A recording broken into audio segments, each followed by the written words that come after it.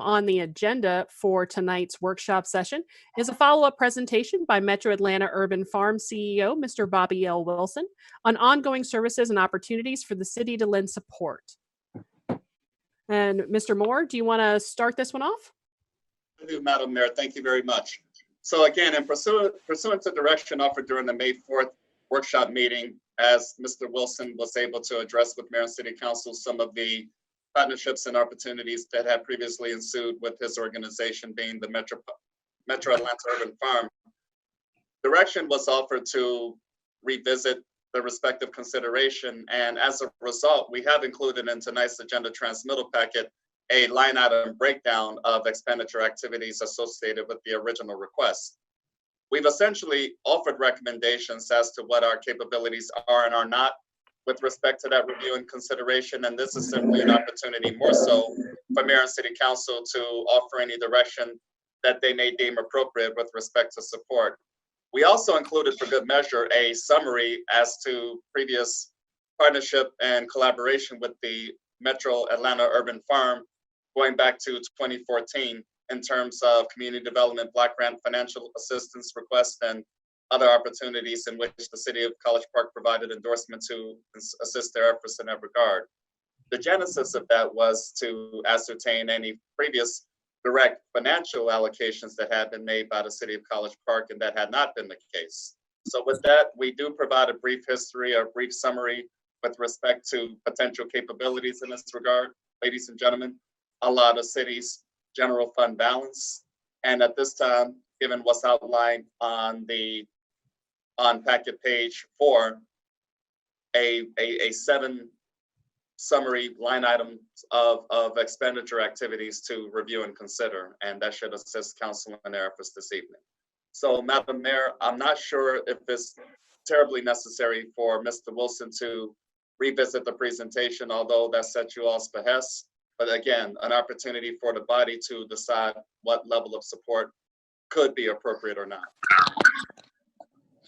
Well, I will give Mr. Wilson the opportunity if he wants to add anything based upon this updated information to go ahead. And certainly, as Mr. Moore, as you said, that we did discuss the broad brushes of this last week, or I'm sorry, the last meeting. So, Mr. Wilson, if you have anything to add, feel free.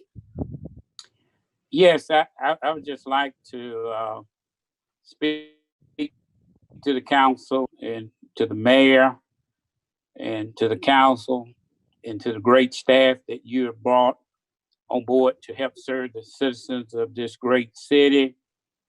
I come before you again to say thanks.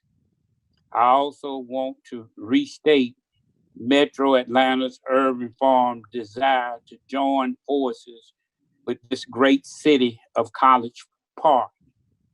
I have a vision that together we can co-create life changes, opportunities that will change the projectives in the lives of every citizen, especially our young people in College Park.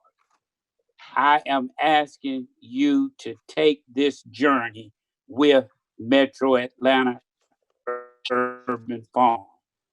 And I know that this is a leap of faith for you. This journey will be like no other journey that this country has ever seen. It will be a great collaboration between Metro Atlanta Urban Farm and the city of College Park government. It will surpass, this collaboration will surpass the Black farmers' lawsuit against the federal government. It will equal the Montgomery boycott movement in Montgomery. It will surpass the integration of public schools because it will create a new school system right here on this campus that we plan to create here at 3271 Main Street. This local movement will positively impact the lives of people in this great country as well as our city of College Park. I know you're asking the question, Bobby Wilson, what are you talking about? I'm glad you asked. Just a few years ago, when I started out on this journey, I was working with a developer from downtown Atlanta, and we visited several pieces of property. This particular developer was a graduate from the University of Florida in Gainesville, and he had developed several properties.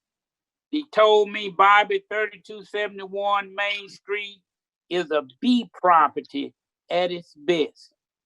But what he did not know, he did not know the vision, the intent, the aspirations, and what I had planned for this property. And it has been because of the support that I have gotten from this city government that we have been able to bring to fruition our vision. And we continue to grow into it.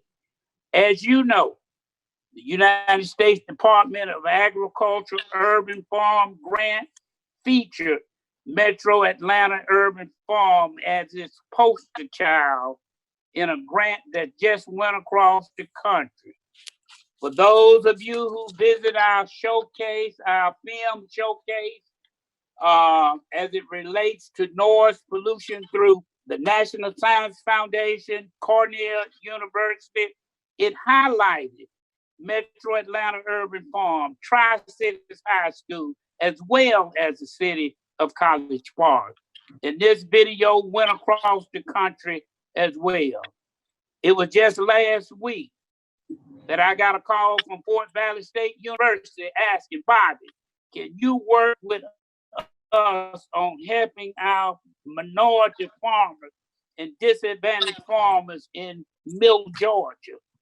The point that I'm making, that Metro Atlanta Urban Farm in College Park, its impact, its reach run long, deep, and wide. Metro Atlanta Urban Farm is not only known as an urban farm, but it is known as an informal educational learning center. To our mayor, I'm asking you to support this request. By doing so, Metro Atlanta Urban Farm will help create your signature program here in this city. And that was the same thing that I told Principal Love when she moved into her office last year. If she supports the Noise Project, I will help make this her signature program. And that has become one of the best programs that the Beta Club is doing at Tri-Cities High School, because it is gone viral. The train has left the station. And I want College Park to know that I want you to be on this ride with Metro Atlanta Urban Farm. Our Education STEM Research Center will be the first of its kind on an urban farm anywhere in the country. This program will continue to impact the lives of the citizens of College Park like no other program has ever done before. In the spirit of truth and transparency, I must tell you that over the next 3 or 4 months, Metro Atlanta Urban Farm will have the capacity to feed every household, at least give them 1 week worth of food, fresh vegetables, frozen fruit, dried food. And we will be able to do that for every household in College Park. So I challenge you to challenge me to make this become a reality. The train has left the station. It is picking up passengers on every stop. I need the city of College Park to be a part of the conducting of this train ride. Metro Atlanta Urban Farm needs your support. Thank you, thank you, thank you.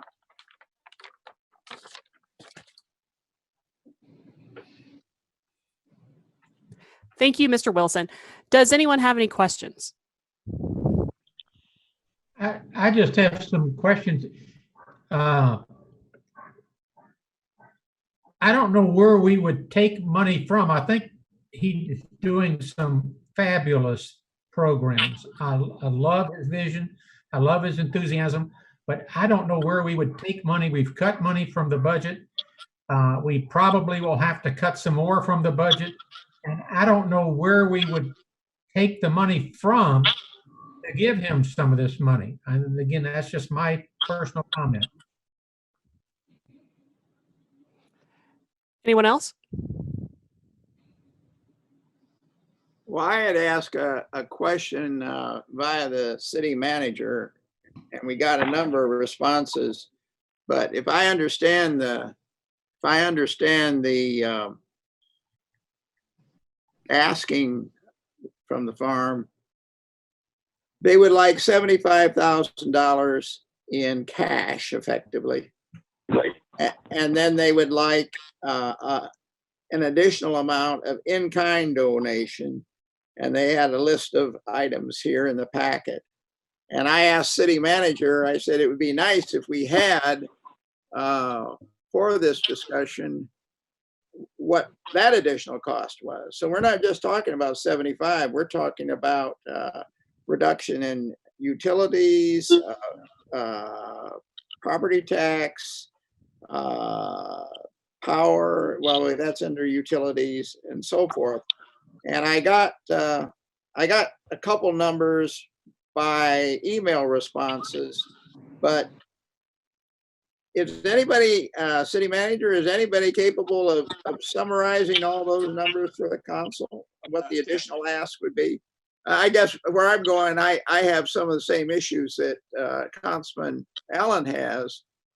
And I look at the number here and I look at the police cars we cut out the other night, and I've got a lot of concern. I mean, I've been working with the farm since its inception, and I totally believe that Bobby is on the right track, and there's nothing more than I would want to do is to support that.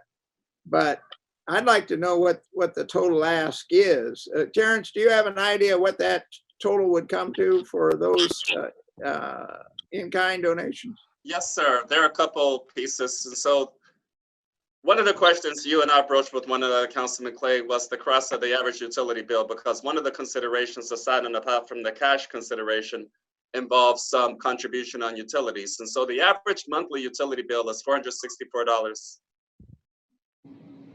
So $464, you multiply that by 12 and you're talking a little bit over $5,000, nearly $6,000. Right. So that's one.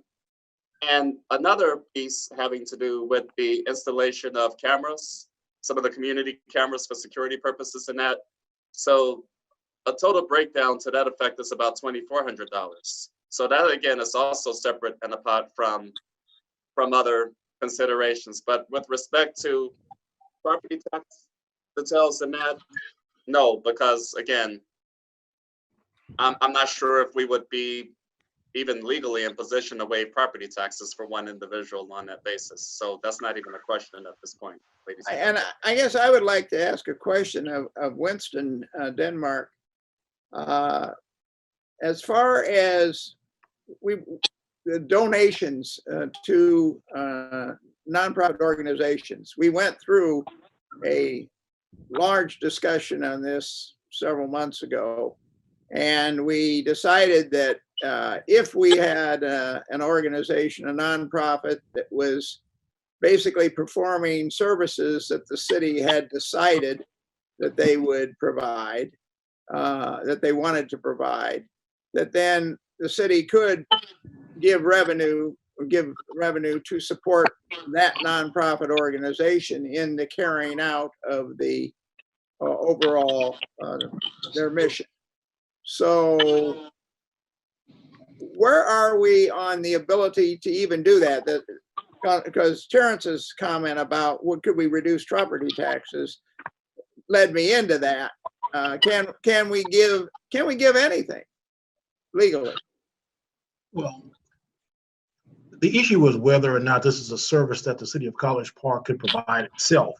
And if the city could provide this service itself, then by logical extension, the city could contract with a private entity Right. to provide those services. So I'm not altogether certain, because maybe I don't fully understand what they're doing, despite the well-stated explanations. But that would be the threshold question: is this a service that the city of College Park could provide itself? And then, if so, then we would have then the ability to contract with someone to provide that service for us. And we've talked about doing some things as a precursor to that, establishing not on an ad hoc basis, but rather doing this in kind of a structured way, so that we don't receive piecemeal requests throughout the course of the budget year for these things, but to kind of anticipate them in the beginning and make provision for them budgetarily. But that's a separate conversation and a separate question than the one that you asked me. But the precise answer to your question is, it would depend on whether this is a service that the city could provide itself.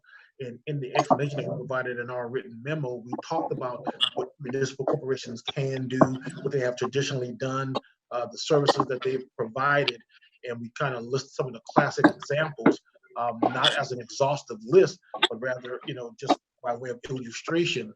And the issue is whether we can include this particular service in that. There's a third question, I guess, that I would ask. Well, never mind. I'll skip that for now. Let someone else ask some questions. Does anyone have any other questions?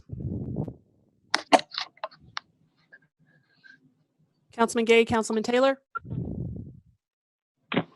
I just want to know, can we do it? Like you say, legally, can we participate with this? Because I'm definitely on board with trying to do something. If legally we can do it, we just got to find, the money. I think that is I think both you and Councilman Clay bring up a very good question. And I don't know that we have the answer tonight. And I certainly would not want to be in the situation of doing something that could not pass legal muster. Well, Mayor, I know when we talked about this several months ago, Fulton County had put together a community services program, Mhm. and they had various functions that they put under their umbrella that they said that they would do as a city or as a county, and therefore they could contract out. And I seized on that, and I think we all seized on that. So farming, for example, which is a principal function there, and education that Bobby talked about, are either or both of those, for example, things that we could logically, realistically, legally, whatever, put under our city umbrella. Winston. I'm reluctant to say yes, because that is certainly not a traditional service that cities have provided. Especially the education part. Right. That and one so, was a knee jerk for me. And so I'm hesitating because my gut is no. But if I understood it more, and the whole range of services that they provide, maybe part of it would be compatible with what cities have traditionally done, and based on our charter and on state law, what cities can do. There's a limited number of things that cities can do, and by extension, there's a limited number of things that we can contract with a third party to do on our behalf. And this might be on the outer limits of what cities can do properly. And if cities can't do it, then we cannot contract with someone else to do it. Okay, then I'll ask my third question. This is for city manager. When we talked about this, I believe at the last council meeting, Terrence, you thought that, well, there were funds that might be available this year that we could use to help the farm. And I didn't bring it up at the time. And actually, you've said this on a couple occasions. It wasn't just the farm that you said that statement for. The problem that I have is one that Ken Allen touched on, and that is that what money we don't spend this year flows over through budget carry forward to next year. Yes, sir. So we can't just say, well, if we spend it this year, it's okay, because next year is a new budget.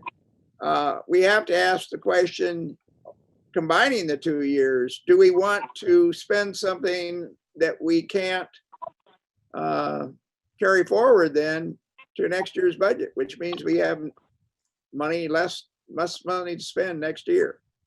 And I know I'm bringing up negative points, and that's the hardest thing for me to do with connection with the farm, because I've seen what they've done. I've been up to the farm numerous times. I've seen the good things that they're doing with our young people. I've seen some of our young people who have been kind of on the ragged edge with the law and so forth. And they have benefited from the farm. I've talked to some of the kids up there. I've seen farmers come in, or urban farmers come in around the neighborhood, or around the metro area, I should say, and some of the good things that they've done. So if there's any organization I would certainly want to facilitate, be the urban farm. The problem I have is that we're in serious trouble on money as a city. And I just don't know.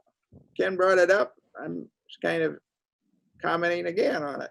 I just don't know where we find the money. We killed 3 police cars at the last meeting because of that. And those were take-home cars.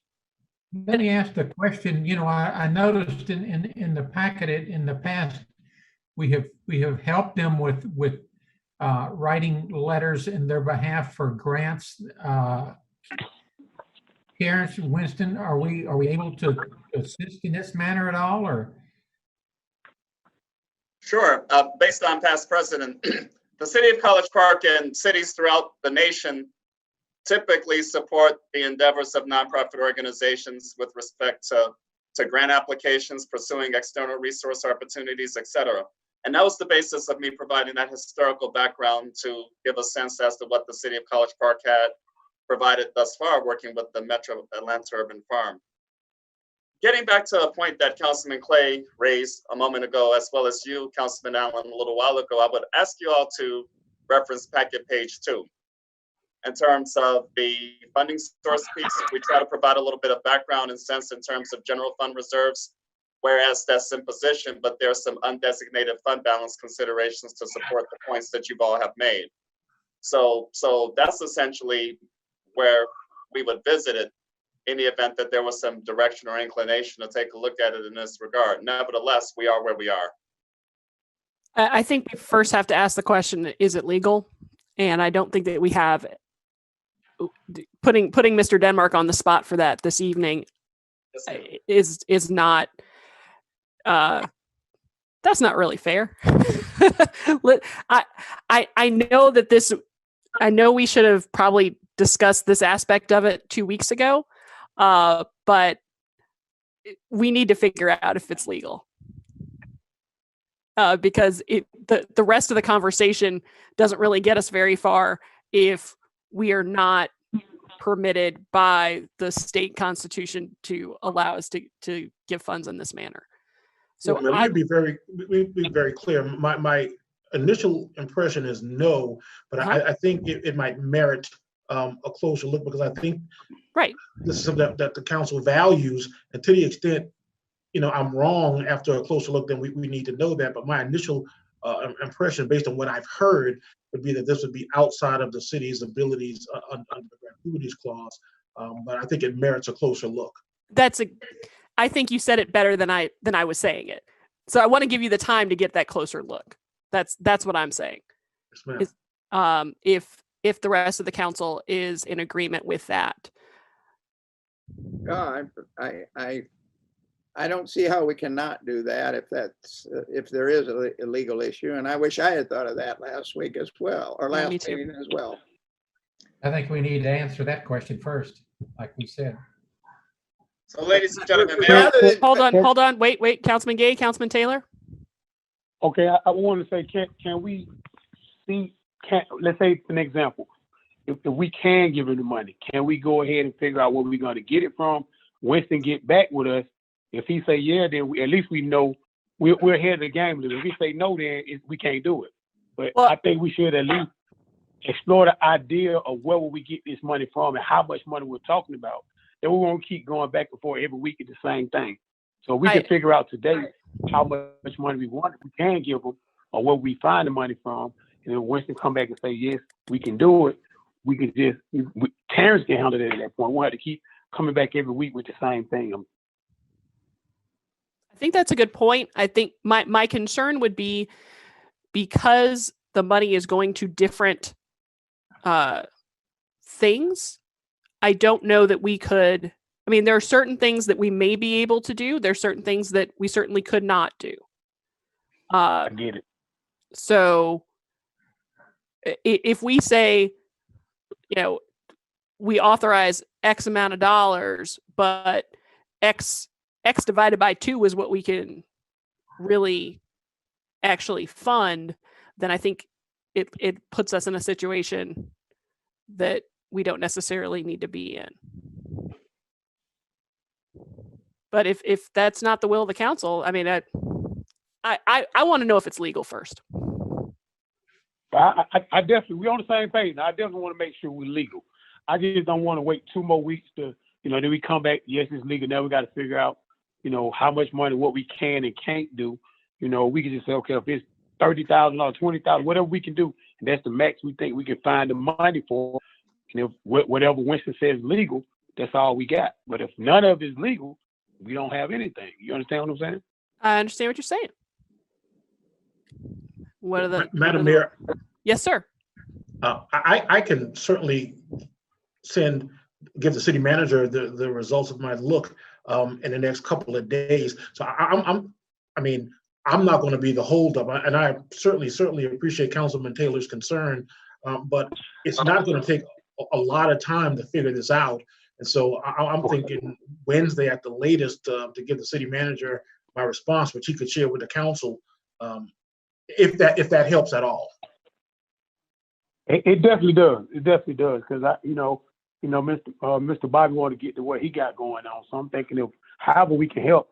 Once you say you get it back on Wednesday, then Terrence let us know, and I guess we can do it through email or how we're going to do it. But I think the sooner the better in my eyes, if we know we're legal.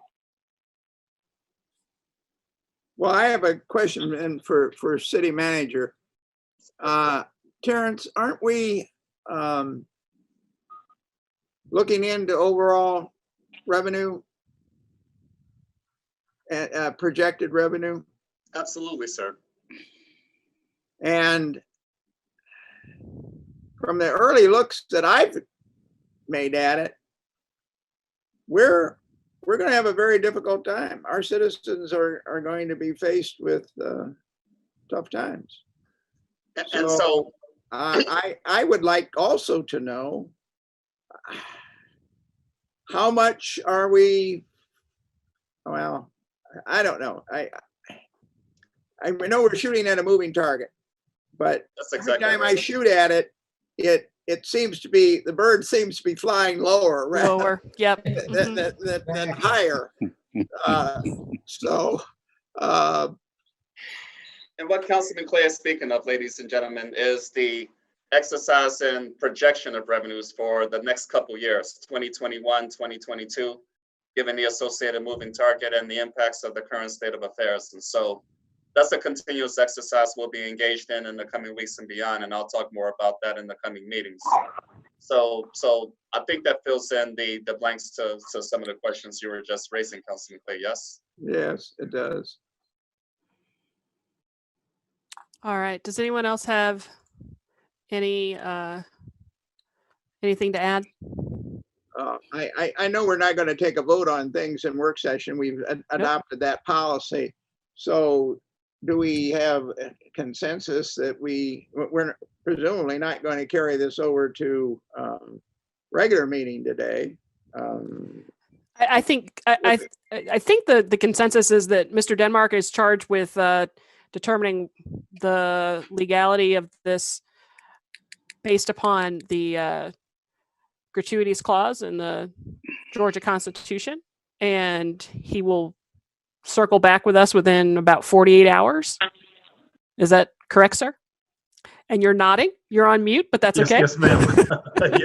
Yes. All right.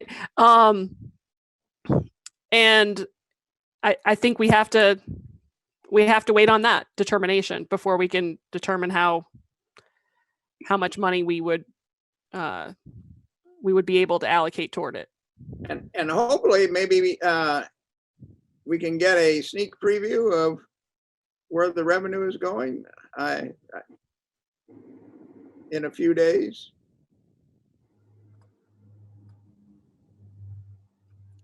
But I think that's directed towards you, Mr. Moore. I understand that, yes. Oh, okay.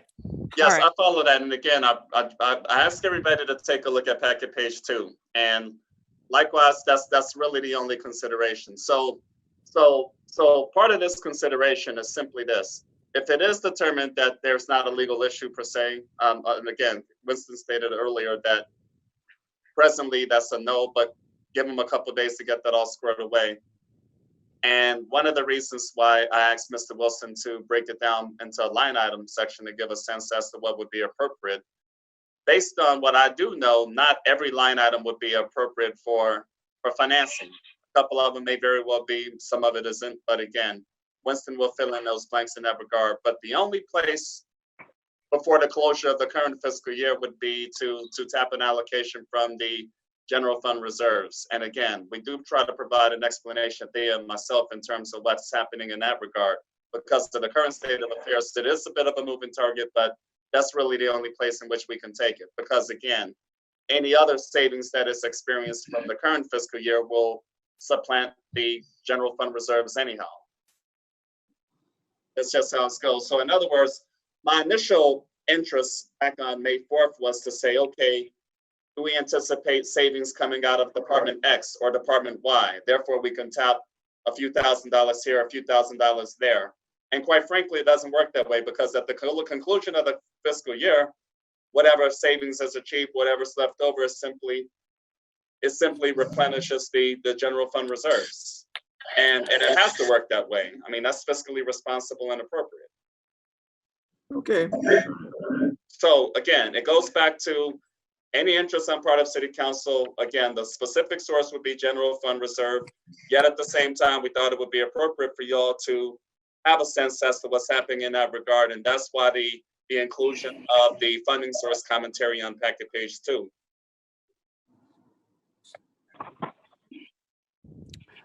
All right. Mr. Wilson, I'm sorry that we're pushing this a little bit farther out. It should have been a discussion 2 weeks ago, but certainly we have to make sure that what we're doing is legal before we act to make sure that we're doing things by the book. So I appreciate your patience with it. So Mayor, a point of personal privilege to have some closing remarks just kind of based up on the conversation, if you don't mind. Do you have anything new to add, Mr. Wilson?